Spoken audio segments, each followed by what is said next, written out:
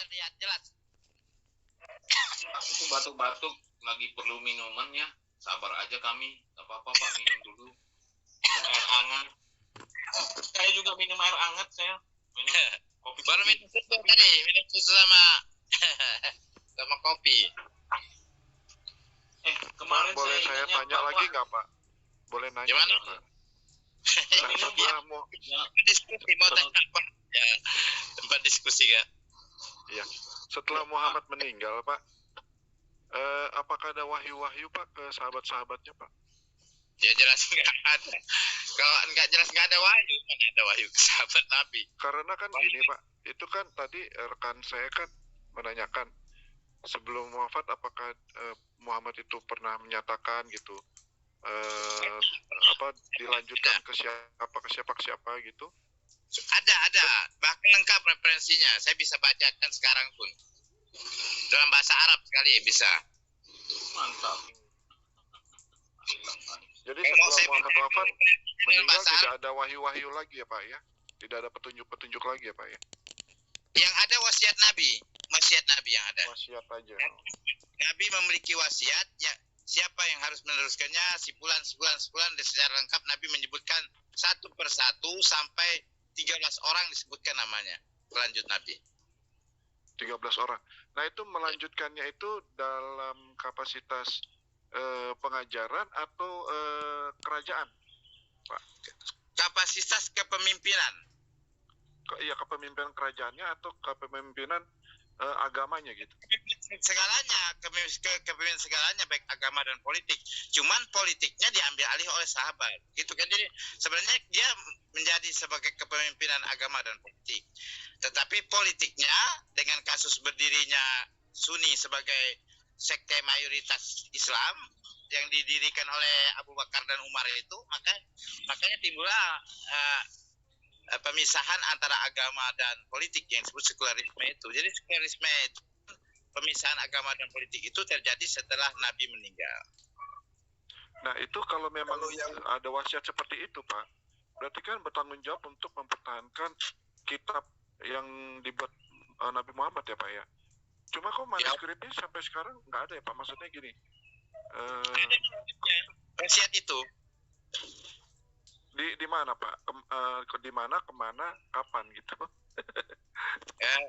Dalam nama kitabnya Al-Ghaibah, nama pengumpul hadisnya itu ada Syekh Tusi namanya, Abi Ja'far bin Muhammad Al Hasan bin Muhammad Abi Ja'far bin Muhammad Al Hasan At-Tusi, dikenal dengan Syekh Tusi.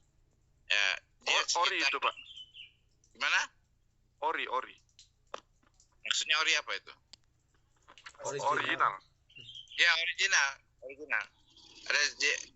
Makanya disebut original. Jadi secara estafet itu diserahkan diserahkan kepada secara sanad ya, sampai kepada Syekh Tusi itu mengumpulkan perkataan Nabi yang dikenal hadis Nabi, maka dikenal dengan disebut dengan Syekh Tusi. Nama kitabnya Al-Ghaibah. Al-Ghaibah itu artinya era kegaiban para pemimpin. Itu Al-Ghaibah. Jadi karena itu kan gaib, menghilang. Oh, gaib. Oh, oke. Ya, yang sampai ke 11 dia masih ada, sampai ke 12 11. Kemudian sampai sekarang menghilang, kemudian dia menghilang mengutus utusannya sebagai selanjutnya, yaitu namanya yang sekarang yang saya ikuti namanya Ahmad bin Ismail bin Saleh bin Husain bin Salman bin Muhammad bin Hasan alaihissalam. Berarti hilang ya Pak? Berarti hilang ya?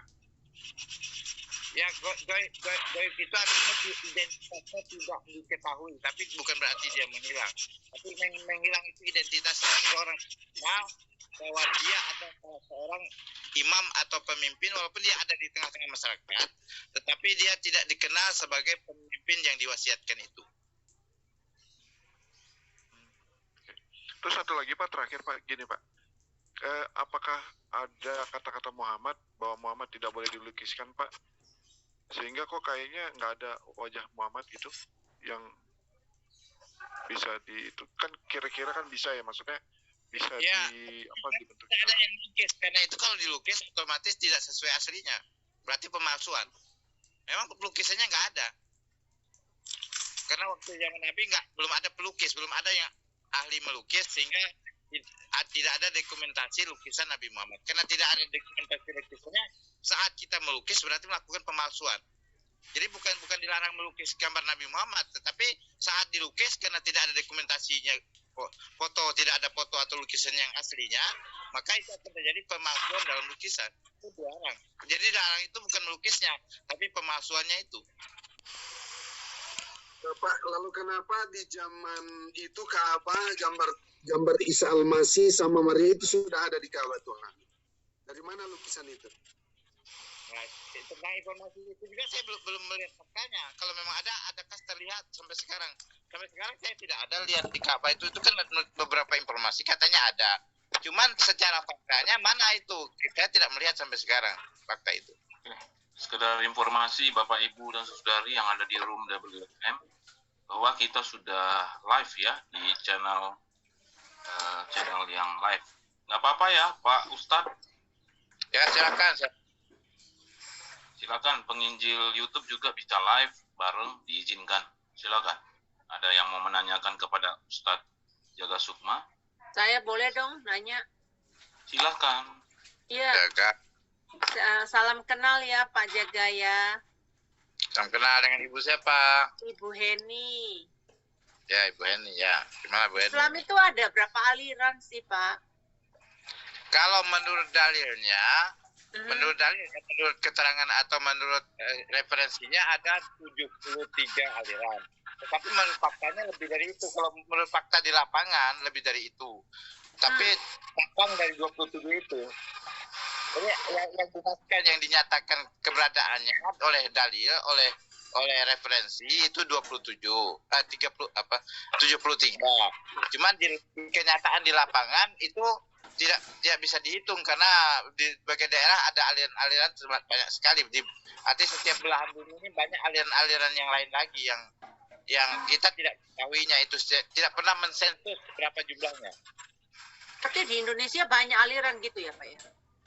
Bukan hanya di Indonesia, di seluruh dunia maksudnya. Seluruh dunia, tapi ya maksud saya di Indonesia ini sekarang udah banyak aliran gitu. Kalau di Indonesia yang saya tahu, yang saya hafal ya satu, yang status quo ya, Nahdlatul Ulama ya. Yang kedua Muhammadiyah. Yang baru datang dari luar negeri, dari Lebanon, itu kemarin dibubar pemerintah, itu Hizbut Tahrir. Kemudian dari India namanya Jamaatul Tabligh. Ya itu aliran yang agak besar ya. Kalau yang kecil-kecil yang lokal, misalnya tiap daerah itu bikin sejenis organisasi, bukan aliran, sejenis organisasi itu banyak sekali macam organisasi. Jadi kalau Bapak ini dari aliran apa Pak? Kalau saya dari Syiah yang beraliran namanya Mesias Al-Yamani. Apa artinya tuh Pak? Apa artinya? Arti Mesias, orang yang diurapi ya. Oh kok Islam pakai itu Pak? Ya, gimana? Kok Muslim pakai itu namanya? Ya, muslimnya saya pakai begitu. Oh, kalau berarti Bapak percaya bahwa Yesus itu ada? Percaya. Percaya. Bukan Isa loh Pak, Isa sama Yesus beda loh Pak. Nah, disitulah perbedaannya Pak. Kalau saya menyamakan Yesus dan Isa itu sama satu sosok. Kalau Ibu kan beda gitu. Beda Pak. Ya beda menurut Ibu kan, nggak bisa dipaksakan. Beda menurut Ibu. Ini kan teologi. Namanya teologi itu ya menurut Ibu ya begitu, saya akui. Tapi itu tidak dipaksakan, tidak bisa dipaksakan kepada pemahaman yang berbeda teologi. Saya baru dengar Pak sekarang ini Muslim itu.